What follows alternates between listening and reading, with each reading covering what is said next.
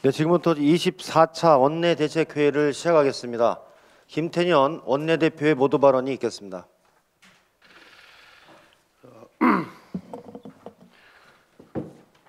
더불어민주당은 어제 남북관계발전법 처리를 끝으로 21대 첫 정기국회의 민생개혁입법을 마무리했습니다. 총 415개 법안을 처리한 21대 첫 정기국회와 임시회는 큰 변화와 대전환으로 촛불혁명 이후 최대 입법 성과를 달성한 개혁국회가 되었습니다. 이번에 통과된 법안들은 오랜 시간 우리 국민이 요구한 정의와 공정을 실현할 개혁 법안들입니다. 공정경제 3법을 필두로 한 경제민주화 법안, 공수처법, 국정원법, 경찰법 등 권력기관 민주화 법안, 전국민 고용보험법 등 포용사회법안, ILO 3법 등 노동존중 실현법안, 한국판 뉴딜 등 국가 대전환을 준비하는 미래법안들이 담겨 있습니다. 특히 40년 만에 공정거래법 전면 개정, 32년 만에 지방자치법 전면 개정, ILO 가입 30년 만에 기본협약에 맞춘 노동관계법 개정 등 한국 사회의 오랜 시대적 과제들을 해결했습니다. 이번 정기국회에서 처리한 법안들은 다음 세대까지 우리 사회를 한 단계 더 발전시키는 토대가 될 성견지명의 개혁 법안이 될 것이라고 확신합니다. 입법 추진 과정에 많은 저항과 어려움이 있었지만 국민과 함께 개혁을 완수했습니다. 아쉬움은 있지만 큰 충돌 없이 개혁 법안 통과에 협조해 준 야당에도 수고하셨다는 말씀을 드립니다. 앞으로 야당과 정쟁과 국정 발목 잡기가 아니라 코로나 국난 극복과 미래 전환 과정에서 생산적인 대안 경쟁이 있기를 기대합니다. 민주당은 이번 정기국회를 통과한 개혁 입법의 내실화에 힘쓰겠습니다. 개혁의 제도화는 끝이 아니라 시작입니다.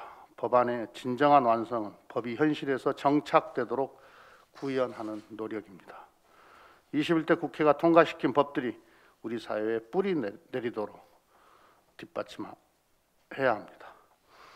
아울러 민주당은 중단 없는 개혁으로 탄소 중립 사회 전환을 대비하겠습니다. 전 세계가 기후 위기에 대비해 탄소 중립을 선언하고 실천에 옮기고 있습니다.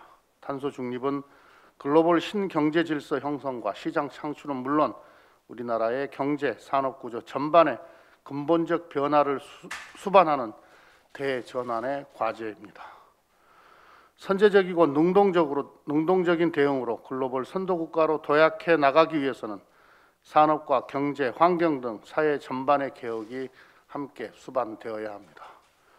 민주당은 새해가 밝는 대로 코로나 국난 극복과 함께 탄소 중립사회 전환을 위한 개혁 입법 2차 대장정을 시작하겠습니다. 민주당은 중단 없는 개혁을 통한 글로벌 선도국가로의 도약을 위한 길에서 언제나 국민과 함께 하겠습니다. 코로나 3차 유행으로 자영업자와 소상공인들의 피해와 고통이 갈수록 커지고 있습니다. 지난 2월부터 반복된 영업 제한으로 인해 많은 자영업자와 소상공인께서 큰 어려움을 호소하고 있습니다.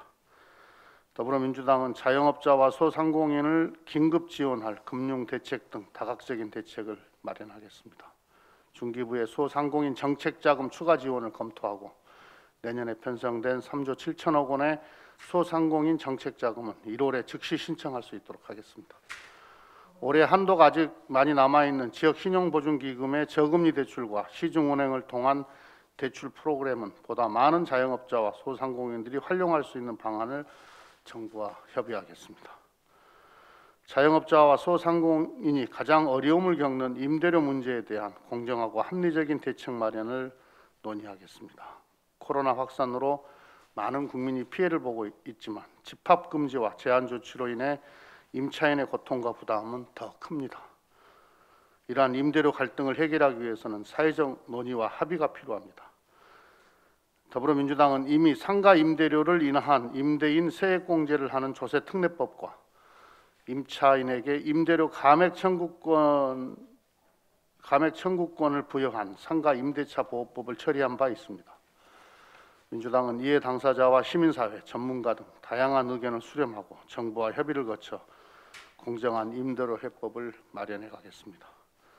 아울러 자영업자와 소상공인 집중 지원 대상이 될 3차 맞춤형 긴급 피해 지원을 새해가 시작되는 대로 신속히 집행이 이루어지도록 서두르겠다는 말씀도 드립니다. 정부와 협의해 지급 시기를 최대한 앞당기고 신청에 불편함이 없도록 절차도 최대한 간소화하겠습니다. 자영업자와 소상공인이 살아야 민생 경제가 회복될 수 있다는 각오를 가지고 가용한 예산과 정책 수단을 총동원해 더욱 실질적인 지원 대책을 찾겠다는 말씀을 드립니다. 코로나의 일상 속 감염 전파가 계속 확산되고 있는 엄중한 상황입니다. 이동량 50% 감축을 위한 전 국민의 자발적인 3단계 거리 운동이 절실합니다.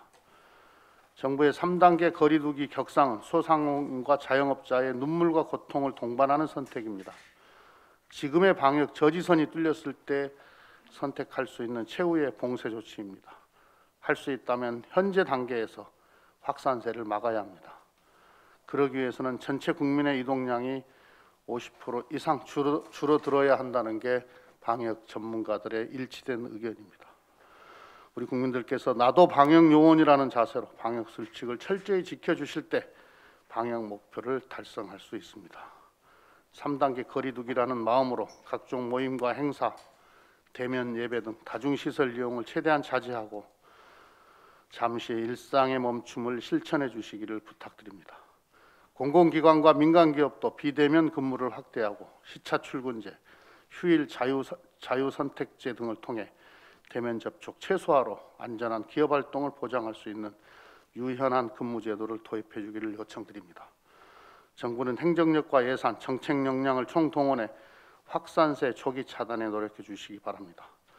정부는 요양병원 등 감염 취약시설의 방역 실태를 촘촘히 점검해 확산을 차단해야 합니다. 민간과 협력해 가용 병상을 최대한 빨리 확보해 주시기 바랍니다. 아울러 코로나 총력 대응을 위한 정부와 지자체 그리고 민간의 연대와 협력 체계도 다시 한번 점검해 주기를 당부드립니다. 이상입니다. 네, 다음 한정혜 정책위원장의 발언 있겠습니다. 네, 9월 정기국회부터 시작된 입법이 어제 임시국회 본회의까지 개혁, 공정, 민생, 정의의 4대 분야를 아우르는 주요 법안을 통과시켰습니다.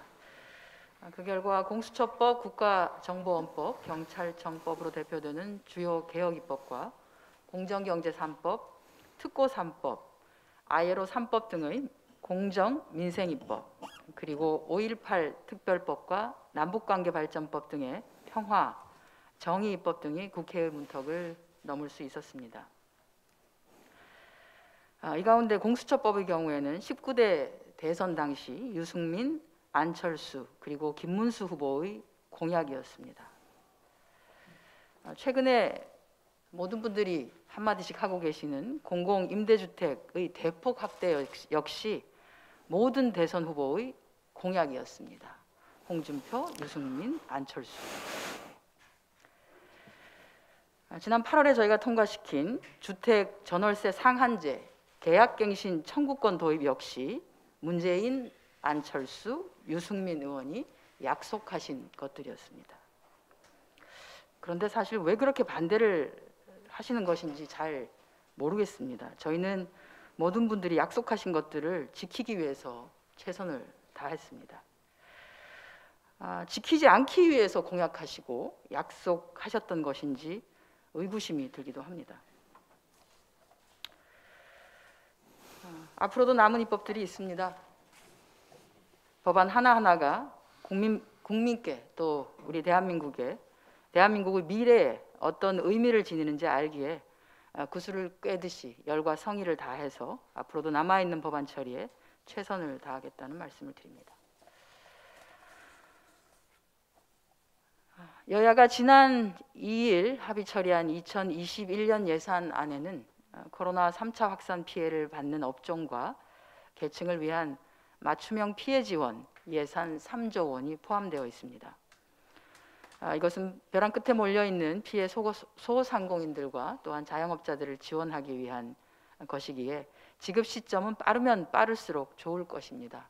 또한 2021년 본 예산에 반영되어 있는 기타 취약계층을 대상으로 하는 예산의 조기 집행과 더불어서 피해 지원금이 내년 초부터 신속하게 집행될 수 있도록 지원 대상이나 규모, 방식 등 구체적인 추진 계획을 정부와 빠르게 협의하여 마련하도록 하겠습니다. 코로나 방역에 여념이 없는 의료진과 또한 도움의 손길을 내밀어 주시는 민간 의료기관에 감사의 말씀을 전하고 싶습니다. 코로나19 현장 파견 모집에 단 4일 만에 1,410명의 간호사분들이 지원해 주셨습니다. 가슴이 먹먹해졌습니다. 대구 코로나19 유행 당시에 파견을 다녀온 간호사분께서 어떤 어려움인지 잘 알지만 경험이 있는 내가 가는 것이 낫다면서 다시 지원을 하셨다는 얘기에는 머리가 숙여집니다. 확진자가 1,000명에 육박하면서 무엇보다도 병상 확보가 절박해진 이때 평택 박예병원은 병원을 통째로 코로나19 중증 환자 전담 거점 병원으로 내놓아 주셨다고 합니다. 어려운 결정에 감사드립니다. 방역에 있어 무엇보다 병상의 확보와 의료 인력 투입 계획이 차질 없이 집행되도록 정부도 최선을 다해 주시기 바랍니다. 우리에게는 치료제와 백신이 목전 앞에 와 있습니다. 그런 만큼 지금의 고비를 잘 넘기는 것은 매우 중요합니다. 민관이 협동하면 코로나19와의 전쟁에서 분명히 승리할 것이라 믿습니다. 우리는 이미 몇 차례의 고비를 함께 손잡고 넘어왔습니다. 정부와 우리 민주당은 민간의 이러한 참여에 대해서도 재정적인 또 행정적인 뒷받침을 확실히 할 것을 약속드립니다. 국회도 정부도 이 위기를 넘기기 위해 최선을 다할 것입니다. 그러니 국민 여러분께서도 우리 모두의 건강과 또한 안전을 위해서 아쉽지만 잠시 만남을 미루고 대면을 최소화하여서 조용한 연말연시를 보내주시기를 부탁드리겠습니다. 이상입니다. 유동수 정책위 쏙 부회장님 발언 있겠습니다. 네. 지난 금요일 통계청은 코로나19 이후 대한민국 사회의 변화를 분석한 한국의 사회 동향 보고서를 발표했습니다. 해당 보고서는 여러 시사점을 제시하고 있습니다. 먼저 위기 상황에서 보여준 놀라운 우리 국민들의 시민의식과 정부의 성공적인 대응입니다. 코로나19로 인한 치사율, 재생산지수, 통제 효율성을 표준화한 종합지수인 코로나 대응지수와 인구 100만 명당 사망자 수에서 한국은 각각 0.9, 또 5명으로 OECD 33개국 중에 제1위를 차지했습니다. 봉쇄 없는 사회적 거리두기와 ICT를 이용한 확진자 추적 정책으로 요약되는 한국의 정부 대응이 효과적이었음, 이 수치를 통해서 나타낸 것입니다. 이러한 성과는 질병관리청에 대한 높은 신뢰로 확인이 가능합니다. 6월 조사 기준 질병관리청에 대한 신뢰 수준은 91%로 나타나서 주요 공적 주체 중 1위를 기록했습니다. 국민들의 높은 시민의식도 큰 힘이 되었습니다. 1차 갤럽 인터내셔널 조사에 따르면 한국 국민들의 마스크 착용률은 94%로 나타났습니다. 조사국 전체 평균이 40%에 미치지 못함을 감안할 때 누구보다 빠르게 코로나 상황에 대응한 것입니다. 한편 문재인 대통령과 이낙연 대표께서 꾸준히 지적해오신 저소득층에 대한 지원 강화가 필요하다는 사실도 확인할 수 있었습니다. 위기가 발생하면 저소득 취약계층의 소득 감소가 다른 계층에 비해 크게 나타납니다. 3분기 소득 5분위별 가계 수지에서 1분위와 2분위 가구의 소득은 각각 1.1%, 1.3% 감소했지만 4분위와 5분위 가구의 소득은 각각 2.8%, 2.9% 증가했습니다. 고용 감소가 가장 큰 계층도 여성 20대 이하 임시직 근로자로 나타나고 있습니다. 콜센터, 물류센터 발 집단 감염 사례에서 볼 수 있듯이 당장 일하지 않으면 생계 유지가 어려운 저소득층의 경우에 감염 위험에도 불구하고 열악한 환경에서 일할 수밖에 없는 상황입니다. 최근 3차 대유행이 진행 중에 있습니다. 백신과 치료제 개발이 가시권에 들어온 가운데 지금의 위기가 마지막 고비일 것입니다. 더불어민주당과 정부는 철저한 방역과 함께 저소득층과 사회적 약자 보호를 위한 보다 특별한 노력을 기울이겠습니다. 감사합니다. 네, 다음 박성준 대변인의 발언이 있겠습니다. 어제 대북전단 살포 및 확성기 사용을 금지하는 남북관계발전법 개정안이 오랜 토론 끝에 통과됐습니다. 남북관계발전법 개정안은 접경지역 주민의 생명과 안전을 보장하기 위한 최소한의 조치입니다. 그렇지만 그동안 국민의힘의 지연술로 국회 통과가 하염없이 늦춰져 왔습니다. 국민의힘은 남북관계발전법 개정안을 표현의 자유 보장 등 온갖 이유를 들어 통과에 반대해 왔습니다. 과연 접경지역 주민들에게도 그와 같은 논리를 들이대면서 통과되면 안 된다라고 말할 수 있겠습니까? 표현의 자유를 우선 보장해야 해서 접경지역 주민들의 생명을 지켜주지 못하겠다라고 말할 수 있는지 의문입니다. 국민의 안전과 생명을 최우선으로 고려해야만 합니다. 그리고 국민의 안전을 도모하고 생명을 보호하는 것이 정부와 국회의 책무입니다. 이제 남북관계발전법 개정안이 통과된 만큼 앞으로 접경지역 주민의 생명과 안전을 위협하는 대북전단 살포 행위와 확성기 사용이 규제되길 기대합니다. 민주당은 코로나19 재확산이라는 거대한 해일이 몰려오는 상황에서 논리적 토론이 아닌 막말과 일방적 비난만 난무하는 필리버스터를 계속할 수는 없었습니다. 민생이 바람 앞에 등불인데 국회가 무제한으로 발목이 잡혀있는 현실을 더 이상 지켜볼 수 없었습니다.